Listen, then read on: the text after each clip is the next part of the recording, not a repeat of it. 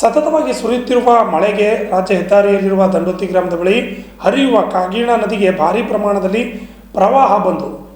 ಈ ಪರಿಣಾಮ ಮಂಗಳವಾರ ಸೇತುವೆ ಮೇಲೆ ನೀರು ಹರಿಯಲು ಕೇವಲ 1 ಅಡಿಯಷ್ಟೇ ಬಾಕಿ ಇದೆ. ಈಗಾಗಲೇ ಸಂಪೂರ್ಣ ಸಂಚಾರ ಸ್ಥಗಿತಗೊಳ್ಳುವಂತಹ ಸಂಭವವಿದೆ.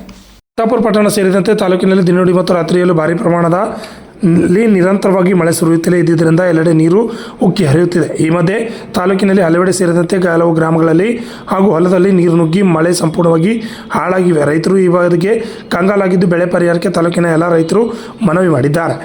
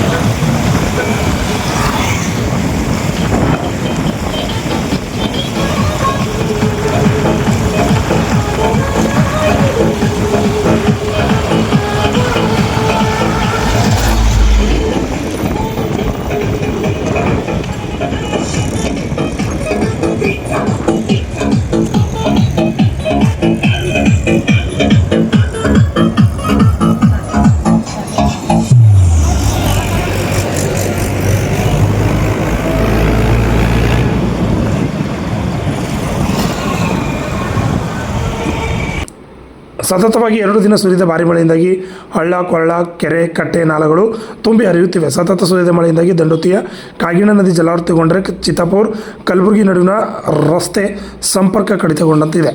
ಸೇತುವೆ ಮೇಲೆ ನೀರು ಹರಿದು ಬಂದರೆ ಬಸ್ಗಳು ಸೇರಿದಂತೆ ವಿವಿಧ ವಾಹನಗಳು ಶಾಬಾದ್ ರಸ್ತೆ ಮೂಲಕ ಕಲಬುರಗಿ ಪಯಣ ಬೆಳೆಸಬೇಕಾಗುತ್ತದೆ.